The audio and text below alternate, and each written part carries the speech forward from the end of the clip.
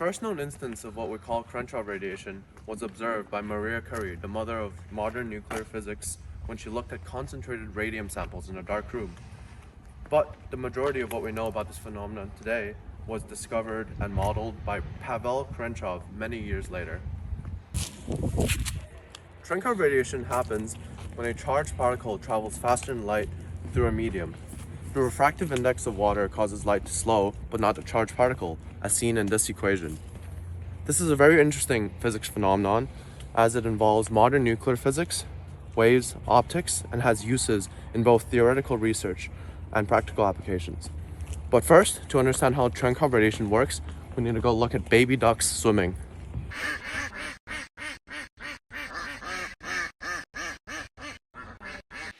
Here, I set up a demo to show wave principles that happen in Cherenkov radiation. It turns out that mechanical waves move through water at a very slow rate, but if this rubber ducky's speed is slower than the water waves, you can see that these waves propagate out but do not interfere with each other, though there is an area of denser waves and less dense waves. When the ducky's speed is the same as the speed that the waves move through water, you can see that a wavefront forms, where every wave constructively interferes and adds together to a large head of the wave. Now, when the ducky travels faster than waves in water, the waves still constructively interfere, but it does not form a straight wavefront. The angle that a wavefront comes out can actually be calculated using simple geometry that I will elaborate on later. Now, when we apply these same wave principles to planes, we can see how a sonic boom forms when a plane travels faster than the sound waves can travel, and we can see how light waves form a wavefront and emit Cherenkov radiation when a charged particle travels faster than the waves of light and water at relativistic speed. Let's get into the relatively simple physics principles that model Cherenkov radiation. In this diagram, you can see a particle that is producing Cherenkov light. It's traveling faster than the speed of the waves in the medium, which is light, and so the waves of the light constructively interfere into this V-shaped wavefront. We can calculate the angle of this emitted wavefront using simple geometry, using these equations. The length of the hypotenuse of the triangle can be calculated with the velocity of the particle times the time, and the length of the adjacent is the speed of the light in the medium times time. Plugging this into cosine, we get this equation. The times cancel, and we substitute c over v into another variable, beta, which is the velocity of the particle in the medium over the velocity of light in the medium. Since cosine can only exist when it's less than 1, as long as beta times n is larger than 1, the angle can be calculated. And bn can be simplified to the velocity of the particle over the velocity of the light. And from this, we can see what we demonstrated earlier. If the velocity of the particle is larger, then Cherenkov radiation will happen. Let me clarify quickly. Usually when the charged particle interacts with a medium, its electric field disrupts the atoms of nearby atoms, which causes a chain reaction of disruptions, causing light to be emitted. The particle that causes Cherenkov radiation does not have to emit light though, just like how a sonic boom is not always caused by sound coming from the plane, but by the air waves constructively interfering and creating a shock wave. Basically, Cherenkov radiation can happen when light that is already being produced comes together into a bright cone. Cherenkov radiation is usually a side effect from the particles traveling through heavy water used to contain other more dangerous radiation from a nuclear reactor.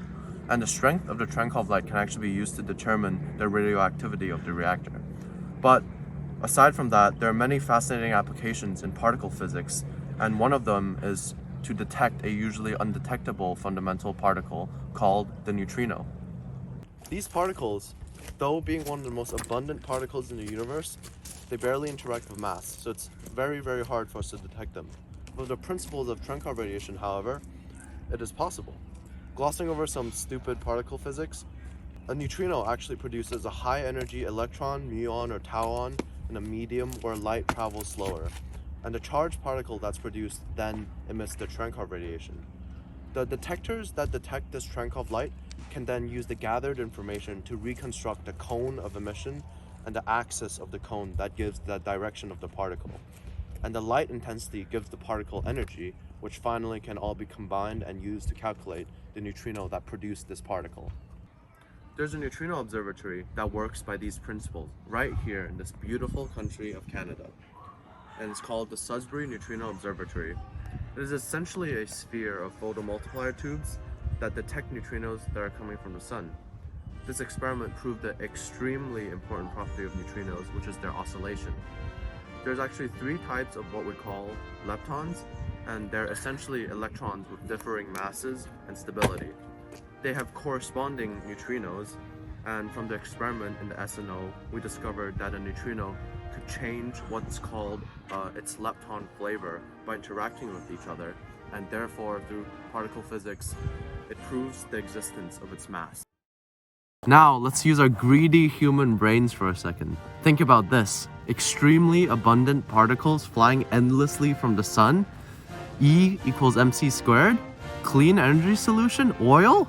Now, obviously, it's far from being available soon, but there's a lot of evidence that neutrino energy is possible.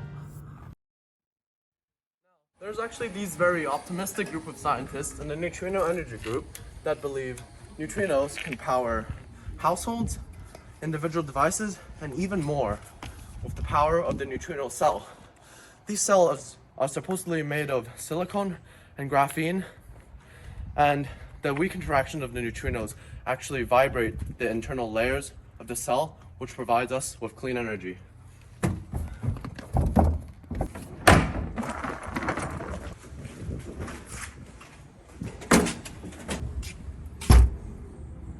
They predict that the cost of building these cells is actually less than solar cells, and if the cell truly works, it could theoretically generate energy in the absence of any light, providing truly amazing opportunities for humans, as there's no required infrastructure, just the neutrino cell. This could be life-changing for developing nations, current people, and space civilization alike. But as always, this solution could just be a pipe dream.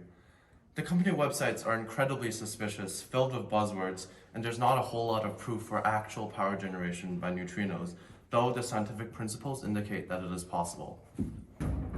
After all, solar, geothermal, and fusion energy already promises to harness the infinite energy of our world, yet they have not solved our deteriorating energy crisis. Maybe we, as a human species, will never achieve being a Class 3 civilization due to our innate short-sighted greed, decaying till nothingness, withering in our insignificant tiny planet, in our insignificant tiny solar system, in our insignificant tiny galaxy. Goodbye.